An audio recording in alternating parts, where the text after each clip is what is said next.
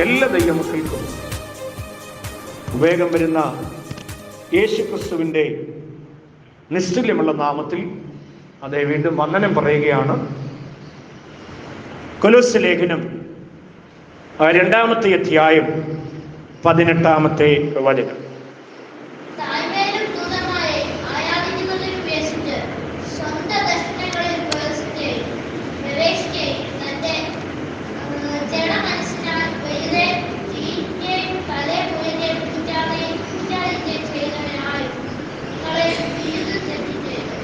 മതി, ആ വചനങ്ങളെ ഓർത്ത് നമുക്കൊന്ന് സ്തോത്രം ചെയ്യാമില്ല.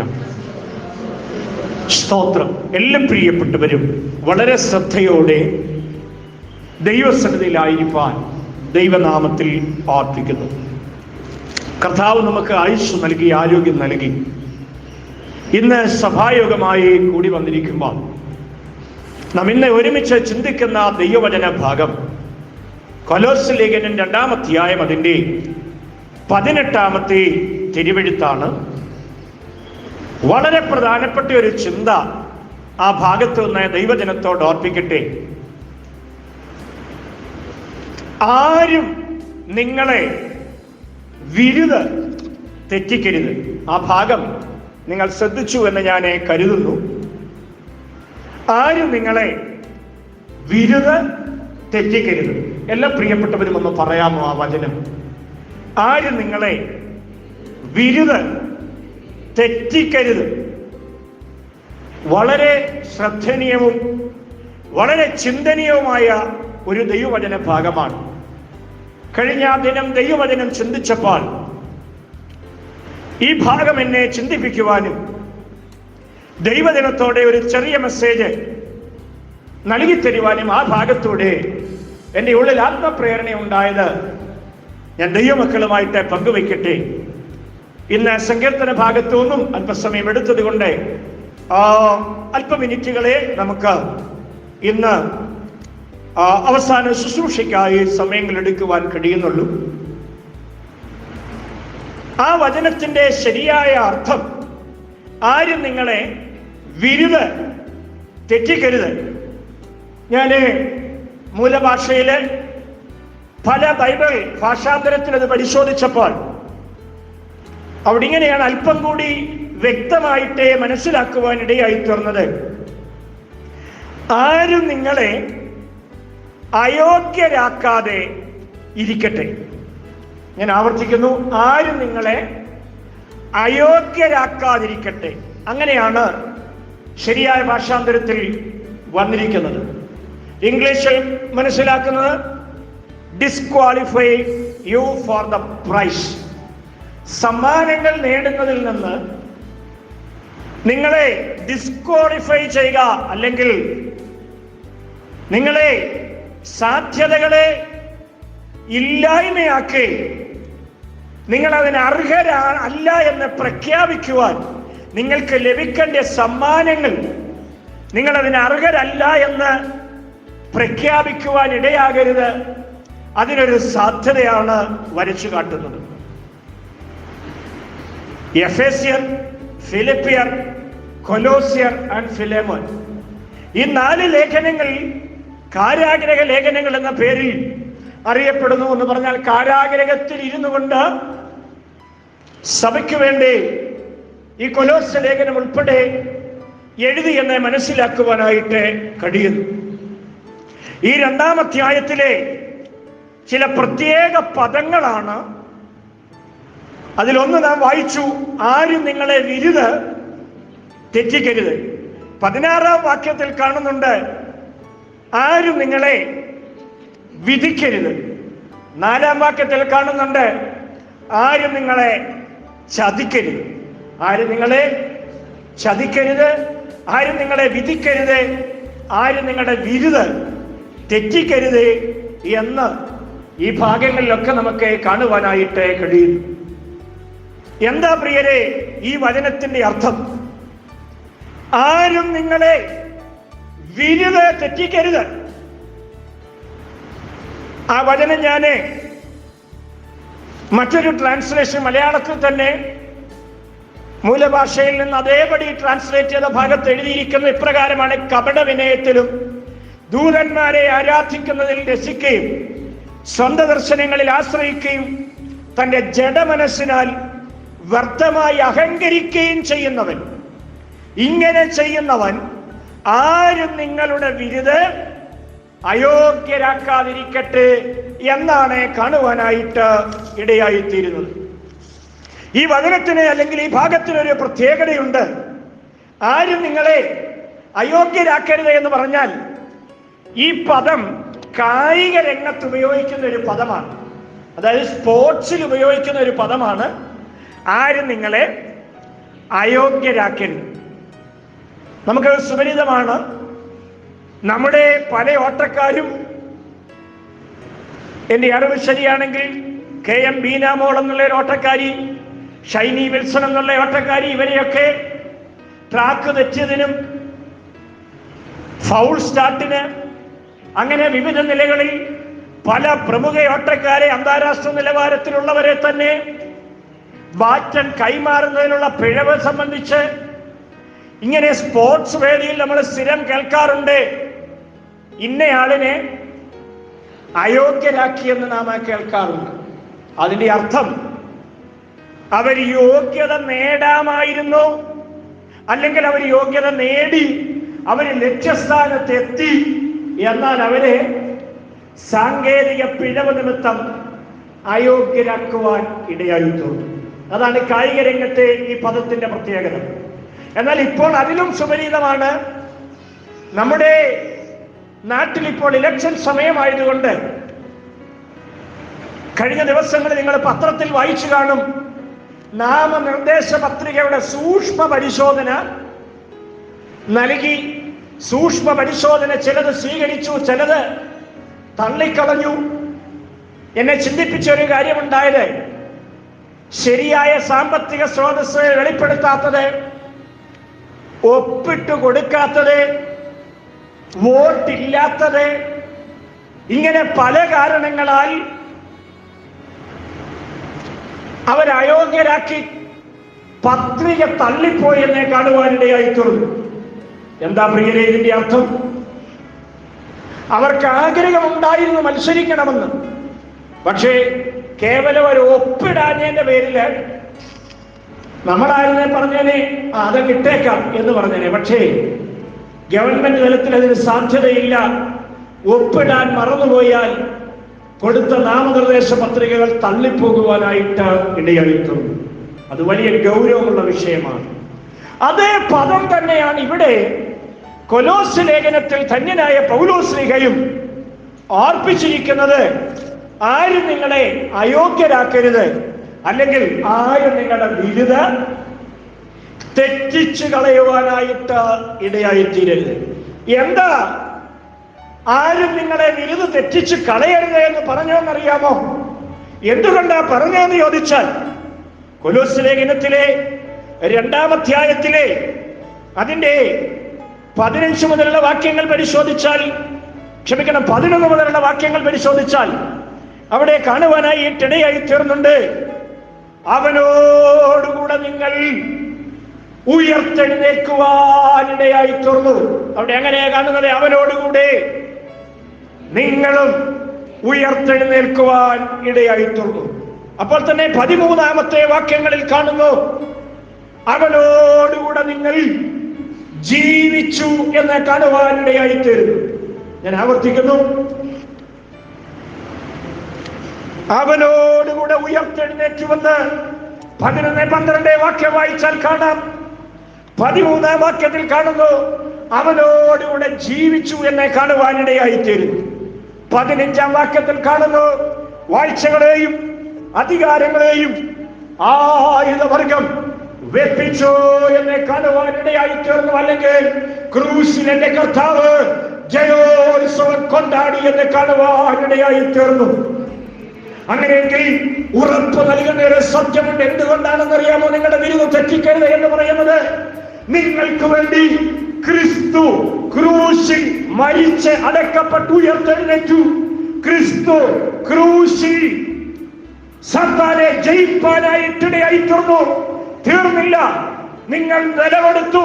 നിങ്ങൾ സ്നാനമേറ്റപ്പോൾ സംഭവിച്ചത്, സ്നാനത്താൽ അവനോടുകൂടെ ഉയർത്തെഴുന്നേൽക്കുവാനിടയായി തീർന്നു. തീർന്നില്ല, സ്നാനത്താൽ അവനോടുകൂടെ ജീവിക്കുവാനവരായി തീരുവാനിടയായി തീർന്നു. ആ പദവി നൽകിയിരിക്കുന്നത് കണ്ടോ? നിങ്ങൾ സ്നാനത്താൽ യേശുവിനോടുകൂടെ ഉയർത്തെഴുന്നേറ്റു, യേശുവിനോടുകൂടെ ജീവിക്കുന്നവരായി തീർന്നിരിക്കുന്നു.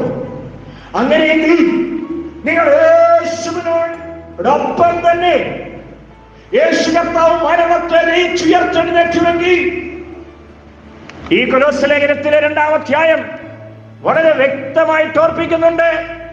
11 മുതൽ സ്നാനത്തിൽ നിങ്ങൾ അവനോടുകൂടെ അടക്കപ്പെടുകയും അവനെ മരിച്ചവരുടെ ഇടയിൽ വന്ന് ഉയർത്തെഴുന്നേൽപ്പിച്ച ദൈവത്തിന്റെ വ്യാപാര ശക്തിയിലുള്ള വിശ്വാസത്താൽ അവനോടുകൂടെ നിങ്ങളും ഉയർത്തെഴുന്നേൽക്കുകയും ചെയ്തു. വളരെ പ്രാധാന്യമുള്ള ഒരു ഭാഗം. സ്നാനത്താൽ യേശുക്രിസ്തുവിനോടുകൂടെ അടക്കപ്പെടുവാനിടയായി തീർന്നു. സ്നാനത്താൽ യേശുക്രിസ്തുവിനോടുകൂടെ ഉയർത്തെഴുന്നേൽക്കുവാനിടയായി തീർന്നു. എത്ര പേരുന്ന് നിങ്ങൾ കരമുയർത്തി എന്ന് പറയും? സ്നാനത്താൽ യേശുക്രിസ്തുവിനോടുകൂടെ അടക്കപ്പെടുവാനിടയായി തീർന്നു. സ്നാനത്താൽ യേശുക്രിസ്തുവിനോടുകൂടെ ഉയർത്തെഴുന്നേൽക്കുവാനിടയായി തീർന്നു. അങ്ങനെയാണെങ്കിൽ ഞാൻ സാധാരണക്കാരനല്ല, സ്നാനത്താൽ യേശുക്രിസ്തുവിനോടുകൂടെ അടക്കപ്പെട്ട വ്യക്തിയാണ്. സ്നാനത്താൽ യേശുക്രിസ്തുവിനോടുകൂടെ ഉയർത്തെഴുന്നേറ്റ വ്യക്തിയാണ്. അതുകൊണ്ടാണ് പൗലോസ് അതേ കൊരിന്ത്യലേഖനത്തിനെ പറ്റി ഓർപ്പിക്കുന്നത്, ഇനി ജീവിക്കുന്നത് ഞാനല്ല, ക്രിസ്തുവത്രേ എന്നിൽ ജീവിക്കുന്നു. ഇന്ന് മകൻ എത്ര ദൈവമക്കൾക്ക് അങ്ങനെ പറയുവാനായിട്ട് കഴിയോ? ഇനി ജീവിക്കുന്നത് ഞാനല്ല, ക്രിസ്തുവത്രേ എന്നിൽ ജീവിക്കുന്നു. എത്ര പേര് അതിനകത്തുള്ള പറയും? ദൈവശക്തി നിങ്ങൾ അനുഭവിക്കട്ടെ. ക്രിസ്തുവിനോടുകൂടെ നിങ്ങൾ അടക്കപ്പെട്ടവരാണ്, ക്രിസ്തുവിനോടുകൂടെ നിങ്ങൾ ഉയർത്തെഴുന്നേറ്റവരാണ്. അങ്ങനെയെങ്കിൽ അവരെ നോക്കിക്കൊണ്ട പൗലോസ് പറയുവാനായി ഇടയായി തീർന്നത്, നിങ്ങൾ ക്രിസ്തുവിനോടുകൂടി അടക്കപ്പെട്ടവരും ക്രിസ്തുവിനോടുകൂടെ ഉയർത്തെഴുന്നേറ്റവരുമാകൊണ്ട് നിങ്ങളെ വീര്യത തെറ്റിക്കുവാനായിട്ട്, അയോഗ്യരാക്കുവാനായിട്ട് സാധ്യതയുണ്ട്, അയോഗ്യത കൽപ്പിക്കുവാനായിട്ട് സാധ്യതയുണ്ട്. അതിന് വരുന്നവരുണ്ട്, ദുരുപദേശക്കാരായിട്ട് വരുന്നവരുണ്ട്. ആ ദുരുപദേശക്കാരെ കുറിച്ചാണ് നാം വായിച്ച 18-ാമത്തെ വാക്യത്തിൽ പരാമർശിക്കുവാനായിട്ട് ഇടയായി തീർന്നത്. അവിടെ ഇങ്ങനെയാ പറഞ്ഞിരിക്കുന്നത്, കപടമായ താഴ്മ. അങ്ങനെ ആ വാക്യത്തിന്റെ അർത്ഥം, താഴ്മയിലും ദൂതന്മാരെ ആരാധിക്കുന്നതിലും രസിച്ച് സ്വന്ത ദർശനത്തിൽ പ്രവേശിക്കുകയും തന്റെ ജഡമനസ്സിനാൽ വെറുതെ ചീർക്കുകയും തലയെ മുറുകെ പിടിക്കാതിരിക്കുകയും ചെയ്യുന്നവർ. ശ്രദ്ധിച്ചേ. അപ്പൊ ആരാ വിരുദ്ധ തെറ്റിക്കാൻ വരുന്നത്? ആരാ നിന്നെ ഡിസ്ക്വാളിഫൈ ചെയ്യാനായിട്ട് വരുന്നത്? ആരാ വരുന്നത്? കപട ഭക്തി അഭിനയിച്ചു കൊണ്ട് വരുന്നവരുണ്ട്. ആയതുപോലെ തന്നെ കപടമായ താഴ്മ അഭിനയിച്ചു കൊണ്ട് വരുന്നവരുണ്ട്. ആയതുപോലെ തന്നെ ദൂതന്മാരെ ആരാധിക്കുന്നു, അല്ലെങ്കിൽ യേശുക്രിസ്തുവിനെ അല്ലാതെ മറ്റുള്ളതിനെ, പുണ്യാളന്മാരെയും മറ്റും ആരാധിക്കുകയും യേശുക്രിസ്തുവിനുള്ള വിശ്വാസത്തിൽ നിന്നെ തെളിച്ചു കളയത്തക്ക നിലയിൽ വശീകരിക്കുന്ന അനുഭവങ്ങളുണ്ട്. അടുത്തത് അവിടെ പറഞ്ഞിരിക്കുന്നു, അവർ സ്വന്തം ദർശനങ്ങളിൽ പ്രവേശിക്കുന്നു എന്ന് പറഞ്ഞാൽ സ്വന്തമായിട്ട് അവരങ്ങ് പ്രഖ്യാപിക്കുക. എന്റെ കാഴ്ചപ്പാടെന്നും പറഞ്ഞ് പ്രഖ്യാപിച്ച് സ്വന്തമായ ആശയങ്ങളെ പ്രചരിപ്പിക്കുകയാണ്, സ്വന്തമായി ദൈവമാണെന്ന് പ്രചരിപ്പിക്കുകയാണ്. അടുത്ത പറഞ്ഞിരിക്കുകയാണ്, ജഡ മനസ്സിനെ അവരെ വെറുതെ ചീർപ്പിക്കുന്നു, ജഡമനസ്സിനെ പുഷ്ടീകരിക്കുന്നു, ആത്മീയ വർധന ഇല്ലാതാക്കുന്നു. അടുത്തത് പറഞ്ഞിരിക്കുന്നു, ക്രിസ്തുവാകുന്ന തലയെ മുറുകെ പിടിക്കാതിരിക്കുന്നു. ഇങ്ങനെ 5 കാര്യങ്ങൾ അവിടെ പറഞ്ഞിരിക്കുകയാണ്. കപടമായ താഴ്മ, ആരാധനയിൽ പറ്റിക്കുന്ന അനുഭവങ്ങൾ, സ്വന്തം ദർശനമായിട്ട് വരുന്ന അനുഭവങ്ങൾ, ജഡമനസ്സിനാൽ വെറുതെ ചീർപ്പിക്കുന്ന അനുഭവങ്ങൾ, അപ്പോൾ തന്നെ ക്രിസ്തുവാകുന്ന തലയെ മുറുകെ പിടിക്കാതെ വരുന്ന അനുഭവങ്ങൾ. ഈ അനുഭവങ്ങളെ കുറിച്ചൊക്കെ പറഞ്ഞിട്ടാണ് പറഞ്ഞത്, ഇങ്ങനെ വരുന്ന പ്രിയപ്പെട്ടവരുണ്ട്, ഇങ്ങനെ വരുന്നവരുണ്ട്. ഇവര് ചെയ്യുന്നതാണ് നിങ്ങളെ വിരുദ്ധ തെറ്റിക്കുവാനായിട്ട് സാധ്യതയുണ്ട്.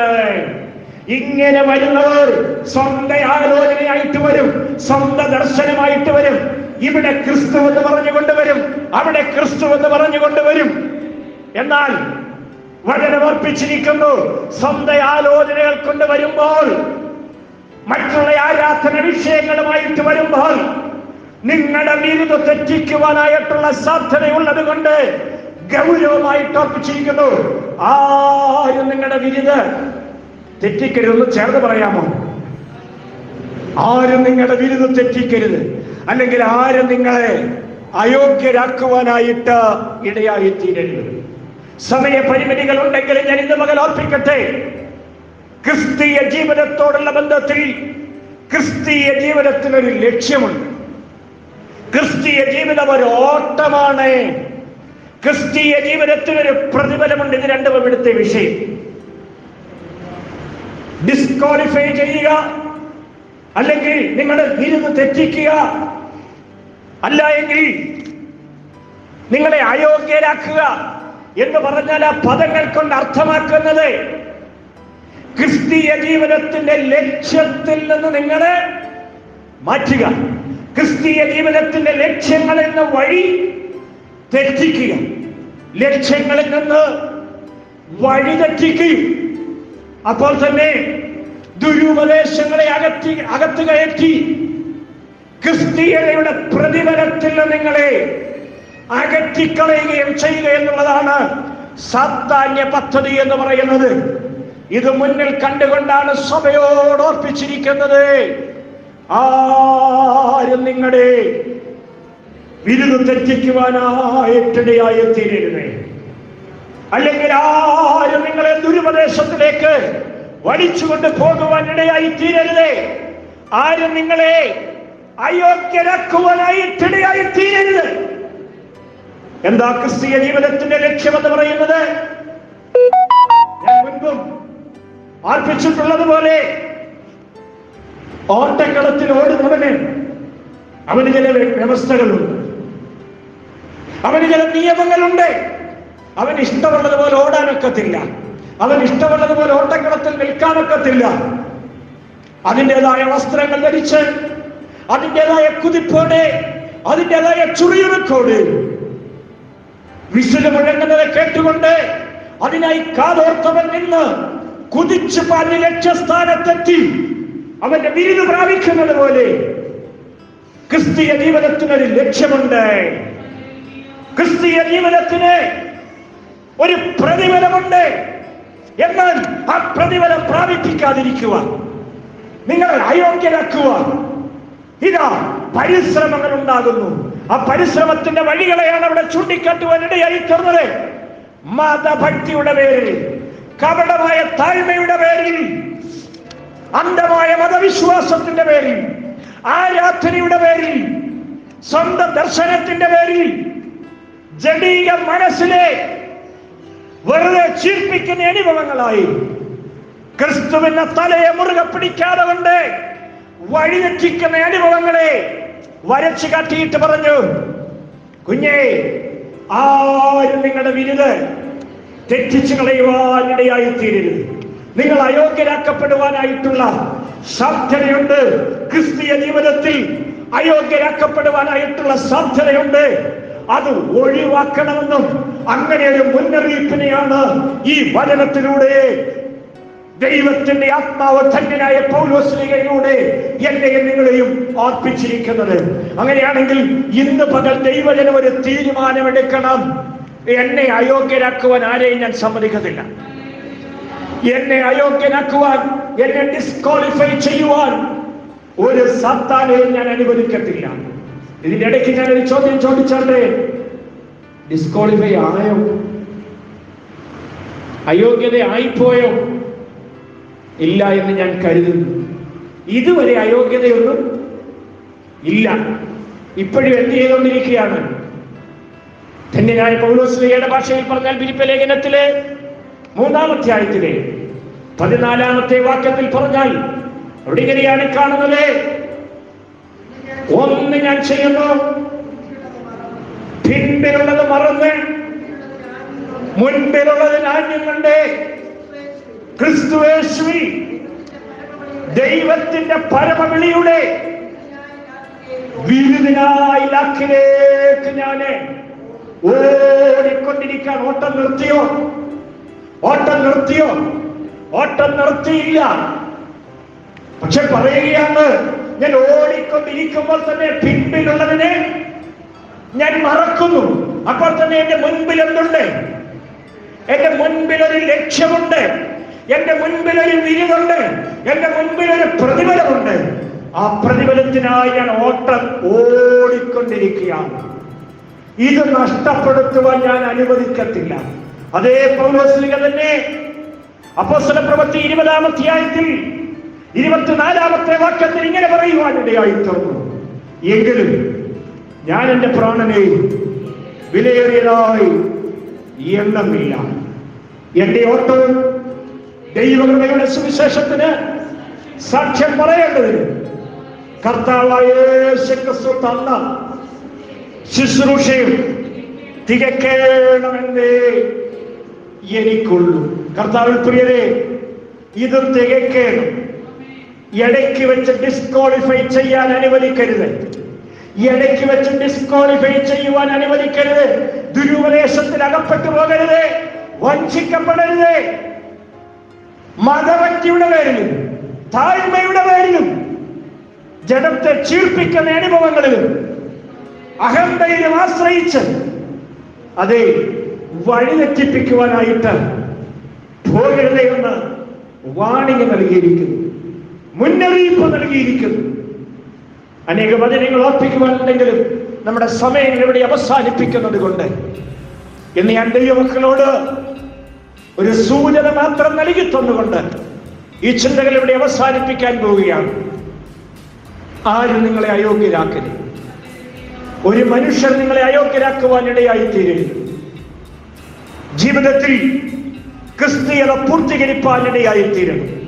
ധന്യനായ പൗലോസ്ലീഹ പറഞ്ഞു നിർത്തിയ വാക്കുകൾ ഞാൻ കടമെടുത്തുകൊണ്ട് പറയാം.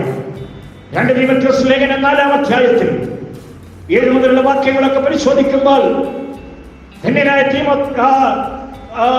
പൗലോസ്ലീഹ തീമോഥെയോസിനോട് പറയുമ്പോൾ പറഞ്ഞ വാക്കുകളാണ്, ഞാൻ നല്ലപോലെ പൊരുതു, ഓട്ടം തികച്ചു, വിശ്വാസം കാത്തു, നീതിയുടെ കിരീടം എനിക്കായി വെച്ചിരിക്കുന്നു. അത് നീതിയുള്ള ന്യായാധിപതിയായ കർത്താവ് ആ ദിവസത്തിൽ എനിക്ക് നൽകും. എനിക്ക് മാത്രമല്ല, അവിടുത്തെ പ്രത്യക്ഷതയെങ്കിൽ പ്രിയം വച്ചിരിക്കുന്ന ഏവർക്കും കൂടെ. ശ്രദ്ധിക്കുക, പൗലോസ്ലീഹ ഇങ്ങനെ പറഞ്ഞു നിർത്തിയത്, ബിരുദാരും തെറ്റിച്ചില്ല. ഹുമനയോസും അലക്സാണ്ടറും ഒക്കെ നോക്കി ബിരുദ തെറ്റിക്കുവാൻ, ചെമ്പുപണിക്കാരൻ ശ്രമിച്ചു ബിരുദ തെറ്റിക്കുവാൻ, യഹൂദൻ ശ്രമിച്ചു ബിരുദ തെറ്റിക്കുവാൻ, അയോഗ്യത കൽപ്പിക്കുവാൻ പലരും ശ്രമിച്ചു. പക്ഷേ മുൻപിലുള്ളതിന് ആജ്ഞ കൊണ്ട് ഓടിയപ്പോൾ ബിരുദാരും തെറ്റിച്ചില്ല. പൗലോസ്ലീഹ അത് തെറ്റിച്ചില്ല. ശ്രദ്ധിക്കൂ, മാർമാർട്ടിൻ ഗുഹയിൽ അല്ലെങ്കിൽ ഇരുട്ടുമുറിയിൽ വായിക്കുവാൻ പുസ്തകങ്ങളില്ല, പുതയ്ക്കുവാൻ പുതപ്പില്ല, ശരീരത്തിൽ ഒരു പുതപ്പ് പോലുമില്ലാതെ അരണ്ട വെളിച്ചത്തിൽ തണുത്ത വിറച്ച് താൻ കിടക്കുമ്പോഴും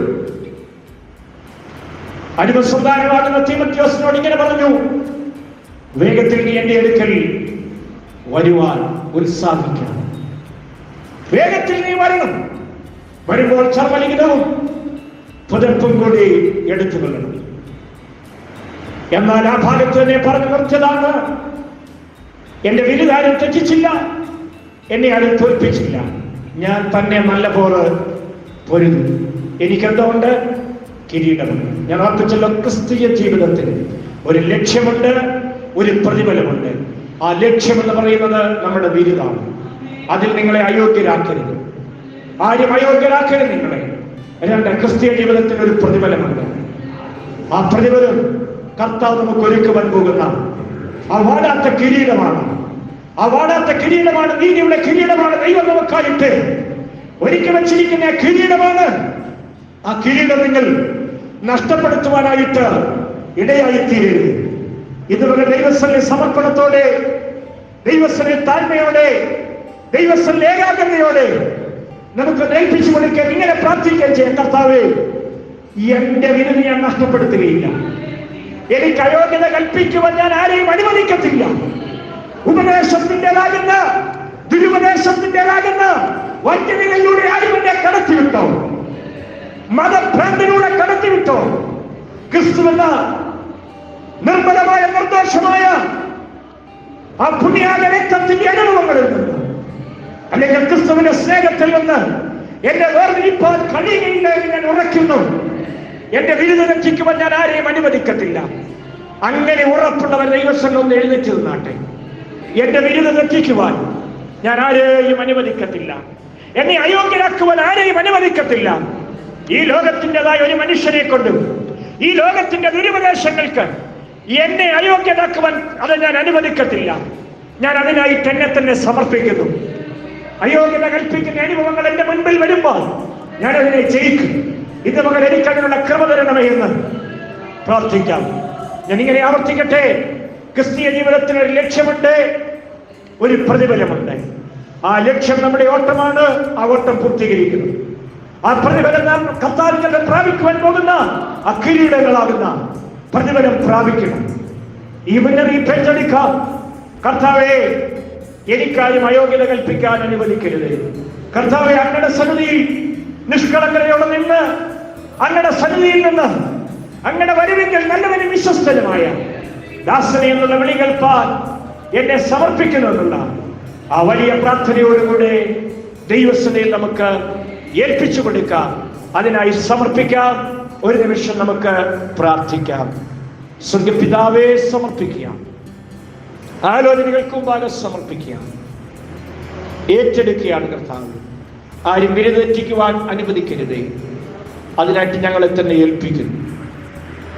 ക്രിസ്തീയ ജീവിതത്തിന്റെ ലക്ഷ്യവും അതിന്റെ പ്രതിഫലവും പ്രാപിച്ചെടുക്കുവാൻ ഞങ്ങളെ ഒരുക്കണമേ. യേശു ക്രിസ്തുവിന്റെ നാമത്തിൽ തന്നെ.